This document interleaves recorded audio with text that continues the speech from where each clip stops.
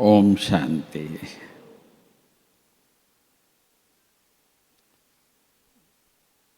मुझे बताया गया कि आज दुआएं देना, दुआएं लेना,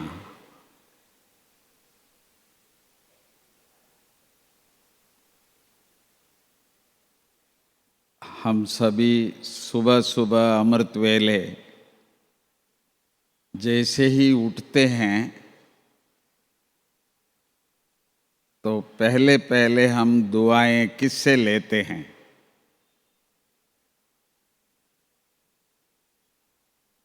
जो कहते हैं अमृत वेले उठ के पहले पहले गुड मॉर्निंग बाबा को करते हैं, तो पहले पहले हम सबको दुआएं कौन देते हैं?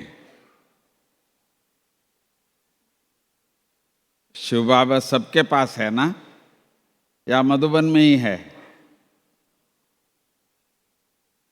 जहाँ भी बच्चे रहते हैं बाबा उनके साथ है। तो इसीलिए पहले पहले दुआएं हम बाबा से लेते हैं। जो बाबा से लेते हैं वो हाथ उठावे। वाह, देखिए, पहले पहले हम बच्चे बाबा से दुआएं लेते हैं। समझो, कभी कभी माया बहुत प्यारी है, बाबा कहते हैं वो भी मेरी सखी है, तो बहुत अच्छा सुला देती है, नींद तो आ जाता है। परंतु बाबा के बच्चे जो सोचते हैं हम सतयुग में आएंगे, तो उनका जो नियम है अमृतवेला और बाबा की मुरली, ये दो जिनका रेगुलर है वो तो सतयुग में आना ही आना है, उनका पहली क्वालिफिकेशन है ये। तो फिर नंबरवार है तो नुमा शाम भी करेंगे, और जो ट्रैफिक कंट्रोल कहते हैं हर घंटे में जो बजता है उस समय पर भी बाबा की याद करते हैं। भले कितना भी व्यस्त हो, 1 घंटे के बाद 1 मिनट बस बाबा के पास चले जाते हैं, एकदम फ्रेश हो जाते हैं। तो ये है बाबा से दुआएं लेने का। तो अमृत वेला नहीं कर पाए तो मुरली तो पढ़ेंगे, मुरली तो सुनेंगे। तो वहाँ भी बाबा अंत में कहते हैं मीठे मीठे बच्चे, याद प्यार देते हैं बाबा। तो माना हम सभी बच्चों को बाबा पहले पहले दुआएं देते हैं। अब बात आती है, शिव बाबा से दुआएं सब प्राप्त कर ली, परंतु बाबा जो कहते हैं दुआएं देना, दुआएं लेना, तो ये कैसे होता है? मैंने एक दिन हमारे प्रकाशमणि दादी जी से पूछा, दादी आप भी सुबह 3 बजे 3:30 बजे उठ जाते हैं, रात को कभी कभी 11 बज जाता है, इतना व्यस्त दादी रहते हैं। तो मैंने दादी से पूछा, तो दादी आपका लक्ष्य क्या है? सारे दिन में कोई तो लक्ष्य होगा, इतना बिजी रहते हैं आप। तो दादी ने एक ही शब्द कहा, मैं तो सभी से दुआएं लेती हूं। दादी बोल रही है, प्रकाशमणि दादी कहती है मैं सबसे दुआएं लेती हूं। तो मैंने कहा दादी, मैं तो देखा जो भी हम दादी के पास जा रहे हैं दुआएं लेने, तो और आप कहते हो मैं तो दुआएं लेती हूं, ये कैसे? दादी तो दुआएं देती है सबको। तो दादी जी ने हमको बताया, देखो जो भी सामने आत्माएं आते हैं ना, कोई भी हो, तो वो खुश होके जाए, मेरा ये प्रयास रहता है। क्योंकि जो खुश होके बाहर आते हैं ना, अरे इतना उनकी चेहरा एकदम खिल जाता है, जैसे उनको पता नहीं क्या मिल गया। तो उनकी जो खुशी की जो दुआएं हैं, जो दादी जी ने उनको जो खुश कराए, तो वो जो दुआएं हैं, तो वो दादी कहती है मुझे मिलता है, क्योंकि वो खुश है तो वो दिल से मुझे दुआएं देते हैं। तो आप बताइए, वैसे हम सब ग्रस्त में रहने वाले भी सभी अपने लिए हम कमाते हैं, तभी तो संसार चल रहा है। हर एक कुछ ना कुछ तो कमाते ही हैं। तो यहाँ जो दादी जी ने हमको बताया कि भाई दुआएं भी कैसे लेना, जो भी आपके सामने आते हैं, भले वो अपने स्वार्थ से आते होंगे,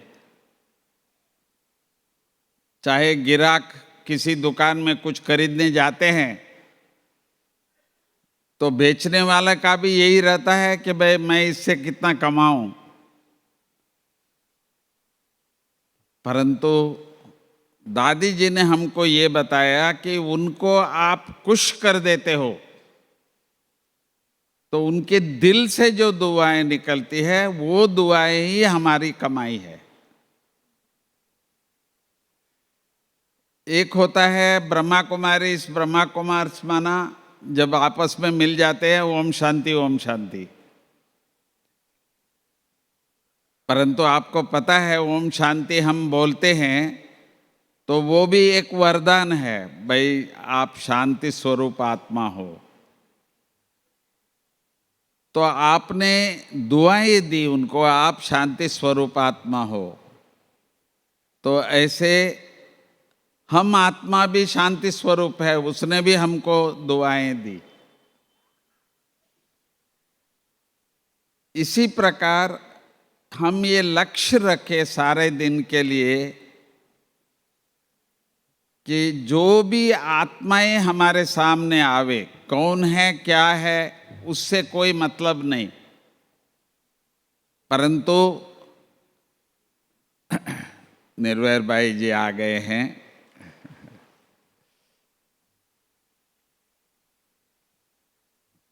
तो किसी भी तरह से हम उनको खुश कराते हैं, खुश होके जाते हैं, तो वो दुआएं दे के जाते हैं। तो ये जो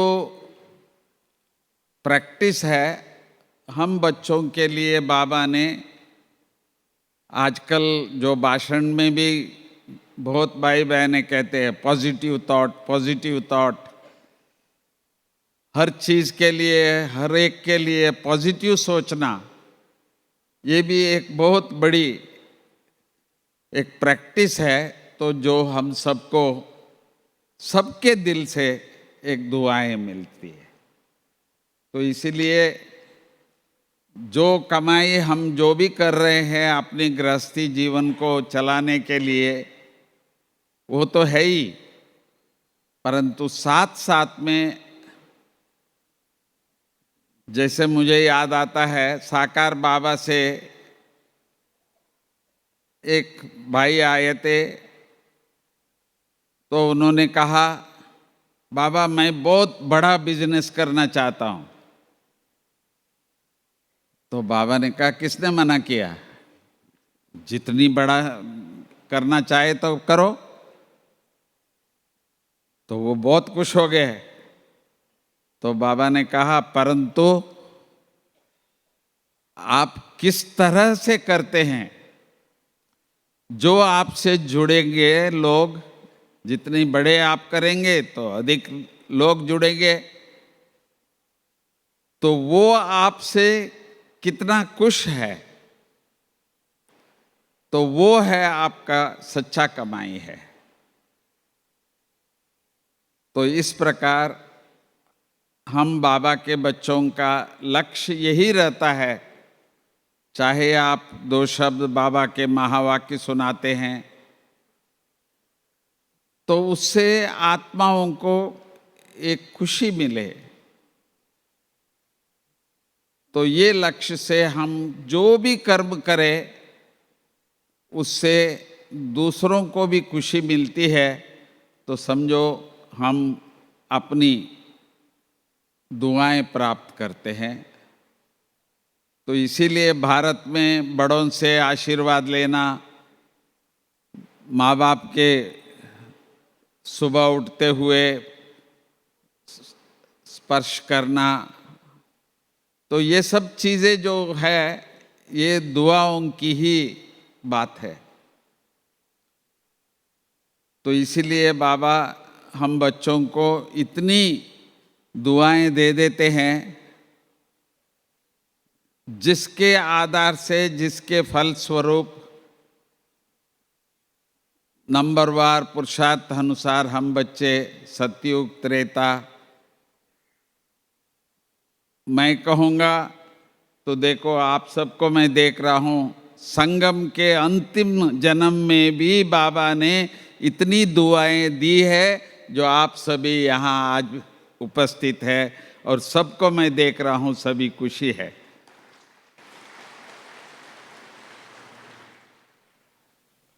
तो मैं निर्भय भाई जी से निवेदन करता हूँ, तो आपको सबको दुआएं दे, तो ऐसी आशा करता हूँ। ओम शांति। आदरणीय करुणा भाई जी और सौरभा बहन जी का लाख लाख शुक्रिया, इतना मान और इतना प्यार से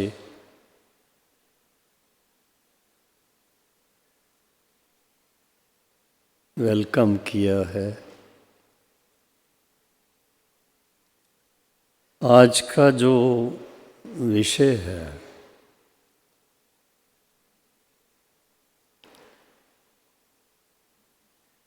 दुआएं देना और दुआएं लेना,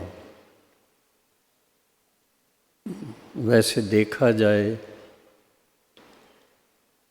तो भक्ति मार्ग का ये विशेष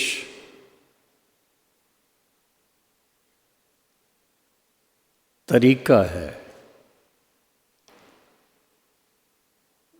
कभी कभी आप आश्चर्यवत होंगे, कुछ एक लोग ऐसे होते हैं इतना ही बोलते हैं, आशीष दो, आशीष दो। कोई कहेंगे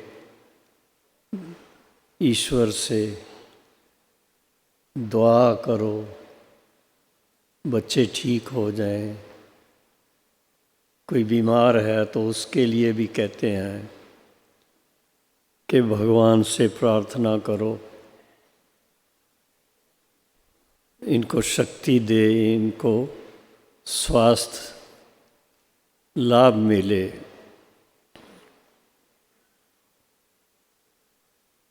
लेकिन कभी कभी हम लोग जाने अनजाने ऐसा कुछ ना कुछ करते रहते हैं जिससे ऑटोमेटिकली दुआएं दी भी जाती हैं, दुआएं ली भी जाती हैं। करुणा भाई को मैंने 8-10 दिन पहले फ़ोन करके बोला कि ये जो उत्तराखंड में 41 मज़दूर फंसे हुए हैं, तो एक सर्कुलर अपने सेंटर्स को भेजें कि सभी बाबा के साथ मन लगाएं, योग युक्त होकर के उनकी सेफ्टी के लिए शुभ भावना के प्रकंपन भेजें और कम से कम भी 15 मिनट हर एक सेंटर मेडिटेशन करे।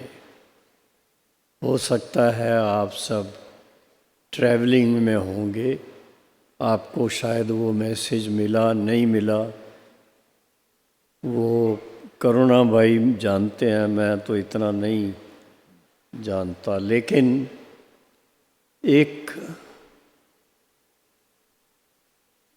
दिल की भावना को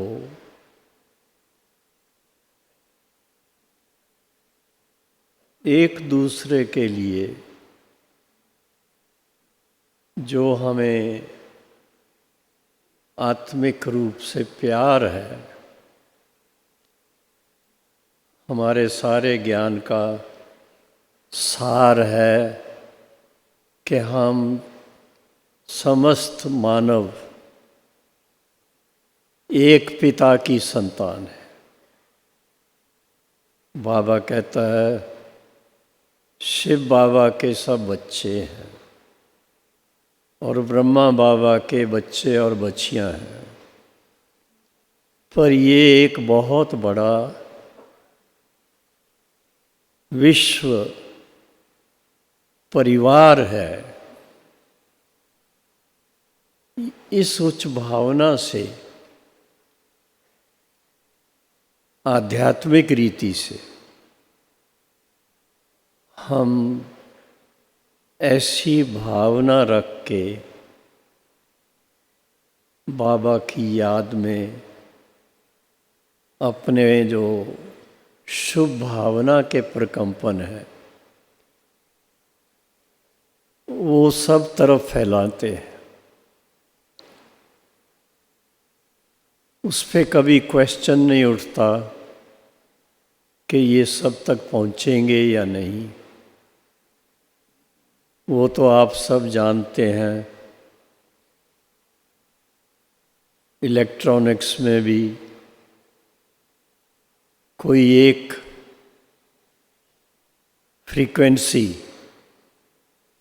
उस पर अगर कोई मैसेज दिया जाता है तो कहाँ से कहाँ पहुँच जाता है। उसको रिसीव करने वाले रिसीव करें या ना करें, लेकिन मैसेज चला जाता है। जो रिसीव करते हैं वो लाभ लेते हैं, जो नहीं करते हैं उनको भी लाभ मिलता है। कैसे भी करके, और आप सब ने देखा हमारे भाई बहनों की जो शुभ भावना, उसके फलस्वरूप थोड़ी देर तो हुई, लेकिन जो भाई 41 भाई फंसे हुए थे, कोई उम्मीद नज़र नहीं आती थी, और वो सुख सलामती से बच कर के टनल से बाहर आ गए। क्लास में आने से पूर्व आज मैसूर के कुछ भाई बहनों से मिलने का मौका मिला, रूरवान भी की, और उसमें एक बात जो मुझे ख्याल में आई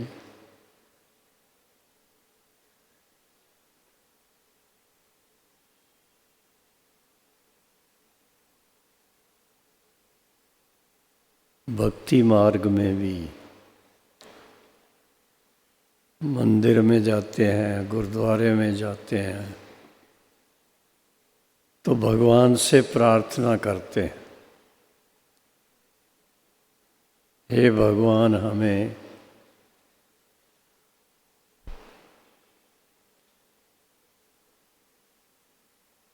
पांच विकारों से बचाना।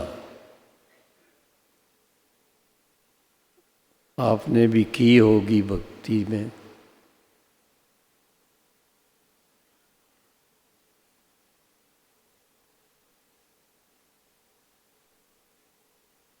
भगवान की तरफ से इशारा मिलता है कि आपने पुरुषार्थ क्या किया।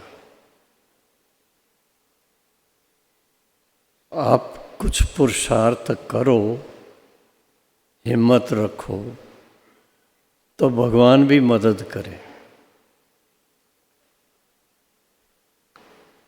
बाबा के शब्दों में बड़ी सरलता से बाबा कहते थे, हिम्मते बच्चे मददे बाप। बच्चे हिम्मत रखो, हिम्मत रखने से थोड़ा सेल्फ कॉन्फिडेंस बनेगा तो बाबा भी मदद कर सकता है।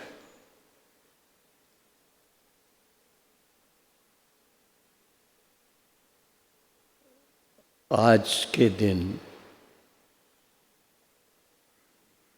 थोड़ा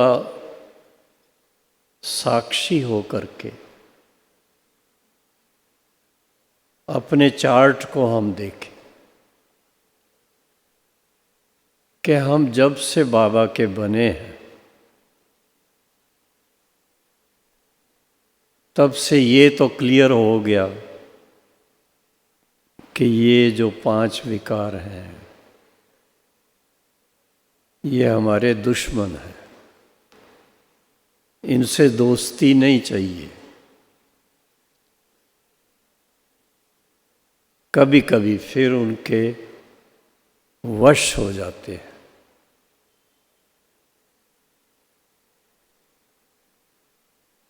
मैंने एक छोटा सा अनुभव अपना सुनाया,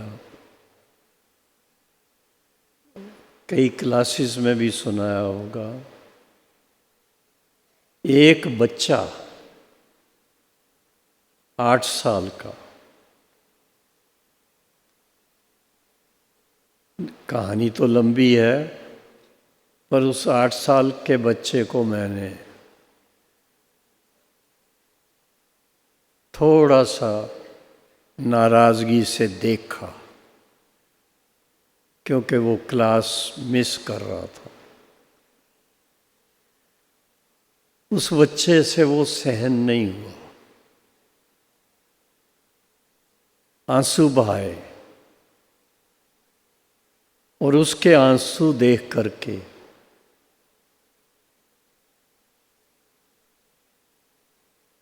मेरे मन में एक बात आई कि इस स्वरूप से इनको देखने से मैंने इनको दुख दिया, ये भी तो राइट नहीं है। उसको गले लगाया और अपने मन में वायदा किया कि आज के बाद किसी को भी नाराज़गी से नहीं देखना, कभी भी किसके लिए नेगेटिव नहीं सोचना है। कितना भी मेरा फ़ायदा हो या नुकसान हो, कोई बात नहीं, लेकिन मुझे पॉजिटिव रहना है।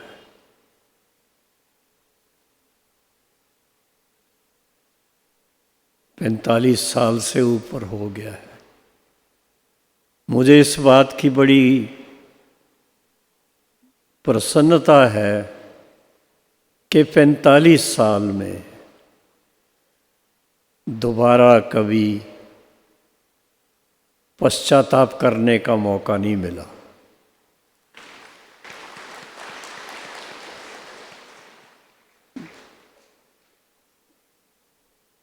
अगर कोई बात अच्छी नहीं लगती तो मुस्करा देने का,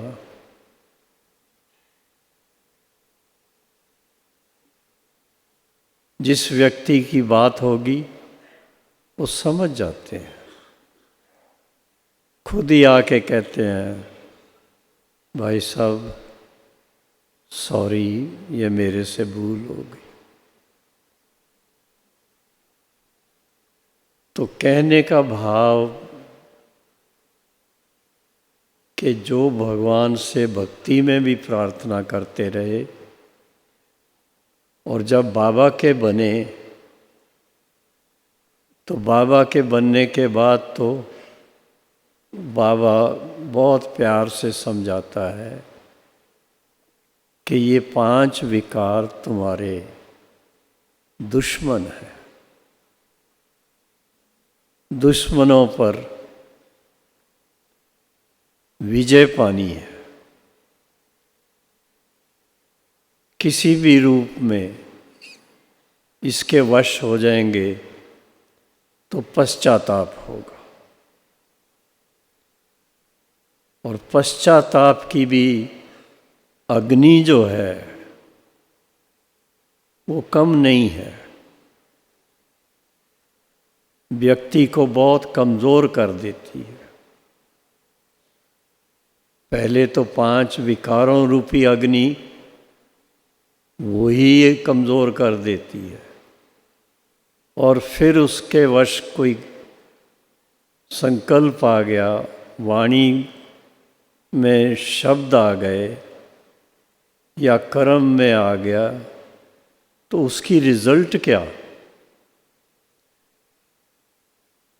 सुख नहीं मिलता है, शांति नहीं मिलती है, दुख मिलता है, मन अशांत रहता है, नींद नहीं आएगी, कुछ ना कुछ दवाई दुई लेकर के नींद कर लेंगे, पर वो टेम्परेरी है। तो इसलिए मेरे प्रिय बहनों और भाइयों, आज का दिन बड़ा शुभ दिन है, बाबा के आने का दिन है, मिलन का दिन है, और फिर गुरुवार आप सब के लिए सच पूछो तो करोड़ों अरबों में से आप चुनी हुई आत्माएं बाबा के सन्मुख होंगे।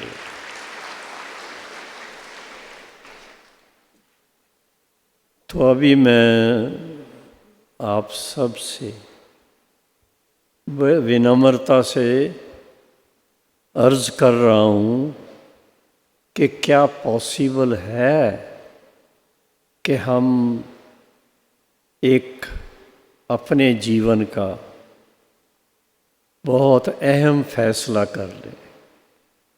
किसी से भी पूछेंगे तो कहेंगे मैं तो सतयुग के पहले नंबर में ही आना है।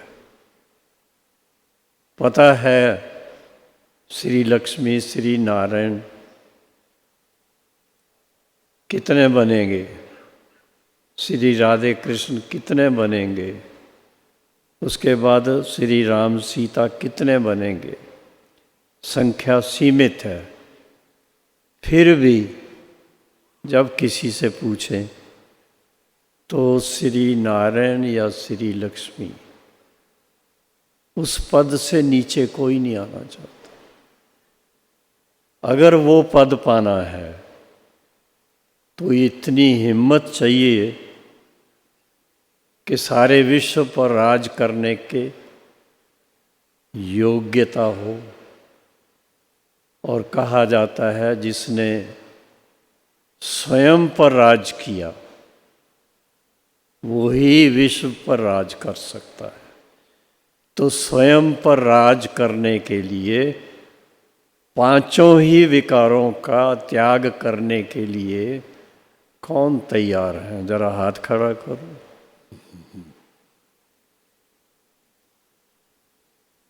सभी तैयार हैं। मुबारक हो, बहुत बहुत मुबारक। अब आपसे एक ही निवेदन है, सुबह उठते बाबा से गुड मॉर्निंग करें और कुछ टाइम बाबा की याद में मन लगा के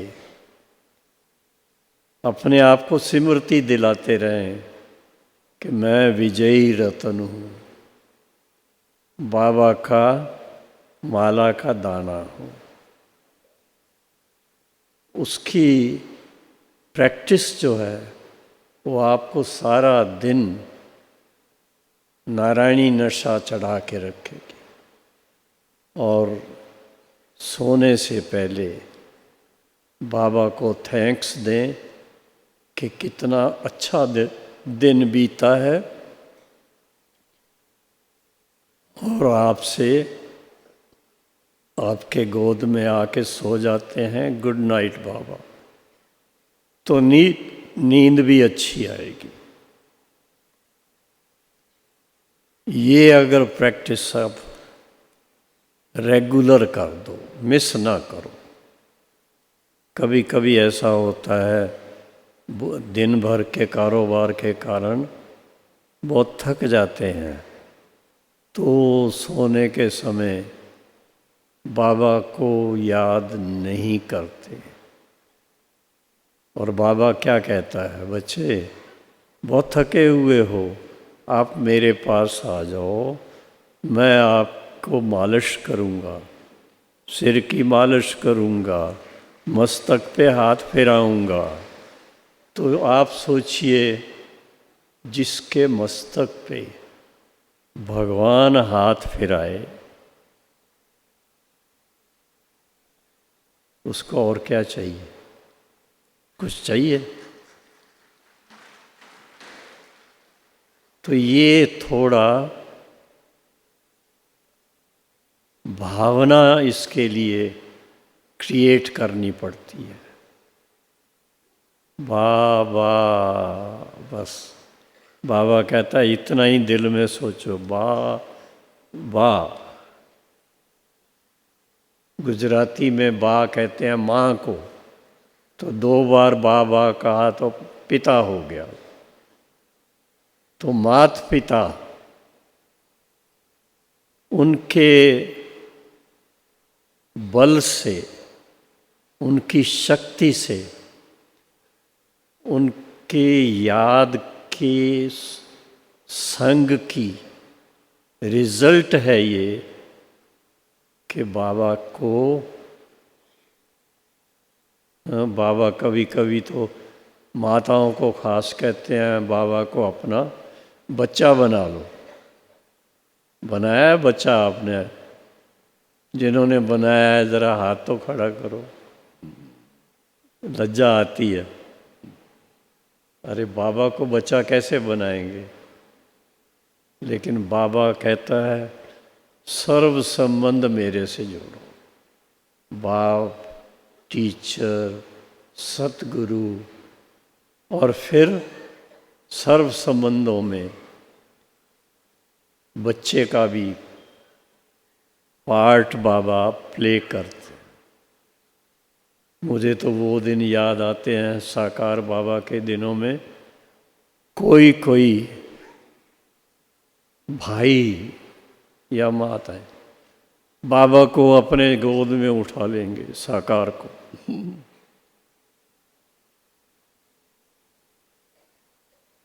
तो ये एक रमणीकता की बातें हैं। जितना आप रमणीकता से बाबा के साथ अपना संबंध जोड़ेंगे, उतना समीपता आपकी बाबा के साथ बहुत रहेगी। और जितना समीपता रहेगी उतना संग का रंग लगता जाएगा। तो बाप समान बनने के लिए सहज सरल तरीका है बाप समान बनने का लक्ष्य रखना। और कहा जाता है जैसा संग वैसा रंग। तो बाबा का संग करना माना विश्व पिता का संग, सबसे ऊंचा संग। दिल में बाबा को बिठा लो, माला का दाना बन जाओ, बाबा के मस्तक मणि बन जाओ, जिस भी रूप में आपको चाहिए। लेकिन कॉन्शियसली मेहनत करनी पड़ती है। जितना आप बाबा को लाड प्यार करेंगे उतना बाबा की समीपता का अनुभव करेंगे। मैंने बहुत अनुभव किया है। लगभग 64 साल होने को आया है जब से बाबा के बने हैं। उसमें ये देखा गया है कि हमारे जो 63 जन्मों के रहे हुए संस्कार हैं वो अपना मुंह दिखाने की कोशिश करते हैं। बीच बीच में कभी कभी तो वो बिल्कुल भस्म हो जाए। उनकी कोई भी एक्टिविटी हमें तंग ना करे,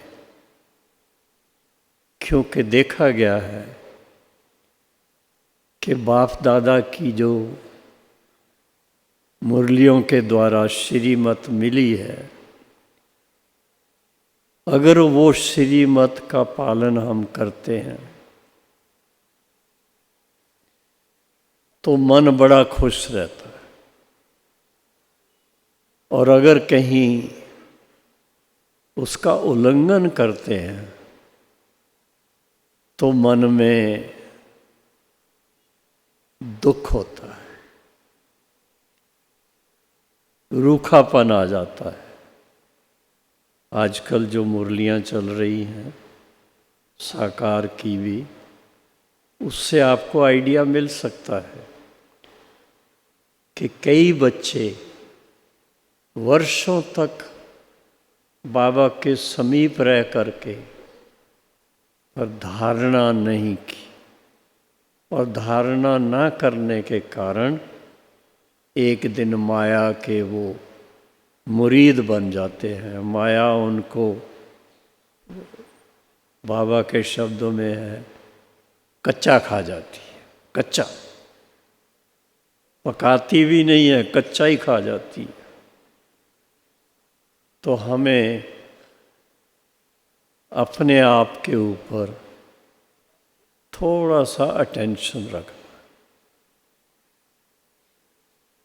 और उसका तरीका है, आप कोई भी कार्य शुरू करना है पहले बाबा के फोटो की तरफ देख करके मन ही मन में, बाबा हम ये कार्य करने चल रहे हैं, आप मेरे साथ चलिए। इतना कहने में कितना टाइम जाता है, आप उसकी रिजल्ट देखो। बाबा आपके साथ साथ चलता है, आपको गाइड करता है, आपके डिसीजन में कोई गलत डिसीजन नहीं होगा। तो ये मेरी थोड़ी अनुभव की बातें आपको सुनाना चाहता था मैं, कि इस तरह से अगर थोड़ा ध्यान रखेंगे तो बाबा फिर कहता है, चाहे 8 पास विद ऑनर हो जाते हैं, चाहे 16,108 फर्स्ट डिवीज़न में आ जाते हैं, बाबा उसके लिए ज़रूरी नहीं है कि एक ही माला में सब आएँ, और मालाएं भी आ जाएंगी साथ में। इसलिए श्री लक्ष्मी श्री नारायण के मंदिर में कभी जाओ ना तो उनकी एक माला नहीं होती है, अनेक मालाएं पड़ी हुई होती। तो बाबा के विजय माला के अमूल्य रतन बनना है और उसका एक ही तरीका है, बाबा की श्रीमत को 100% फॉलो करना। 1% भी कम नहीं चाहिए। उसके लिए दृढ़ संकल्प होना जरूरी है। माया ढीला करने की कोशिश करेगी, लेकिन उसको ऐसे आंख दिखानी है, खबरदार अगर मेरे पास आई तो वो चली जाएगी।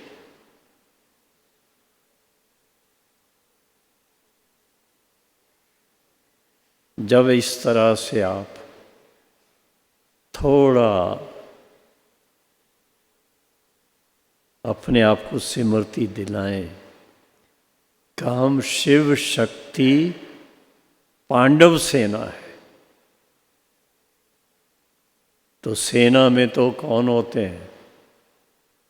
योद्धा होते हैं, वॉरियर होते हैं। किस लिए? दुश्मन पर विजयी होने के लिए। तो अभी वो समय आ चुका है कि अब दृढ़ संकल्प से विजयी रतन बनना है, अब पीछे नहीं हटना है। सभी को उसके लिए बहुत बहुत बहुत शुभकामनाएं भी हैं और मुबारक भी है। ओम शांति।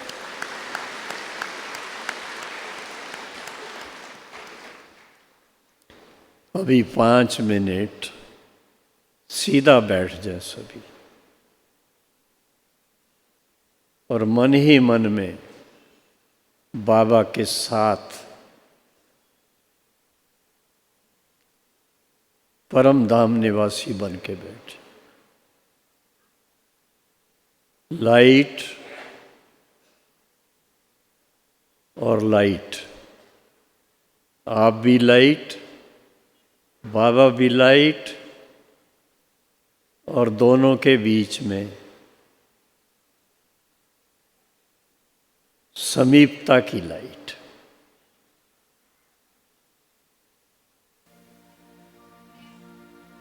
तुम्हारा प्यार ओ बाबा, ओ बाबा,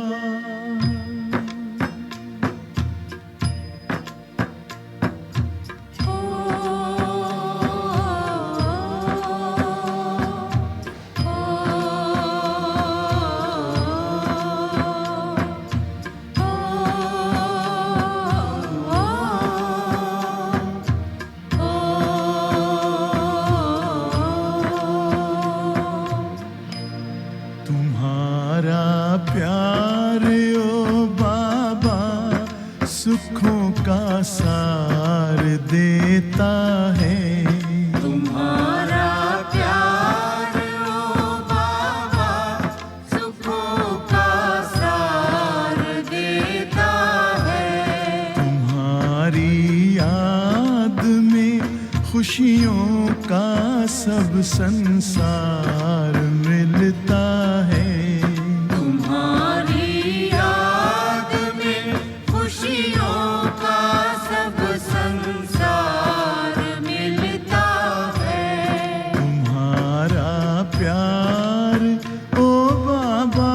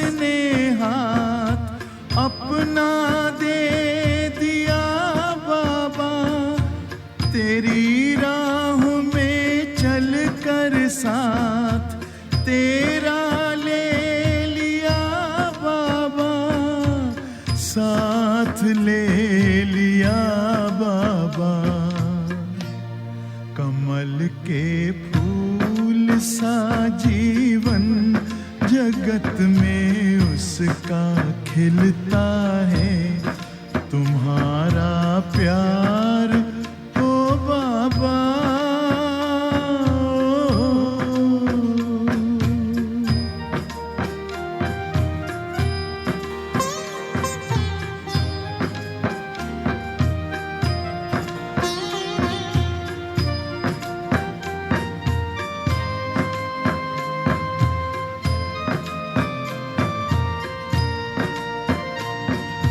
नजर जिनकी सदा तुम पर बसे, जिस दिल में बस तुम हो।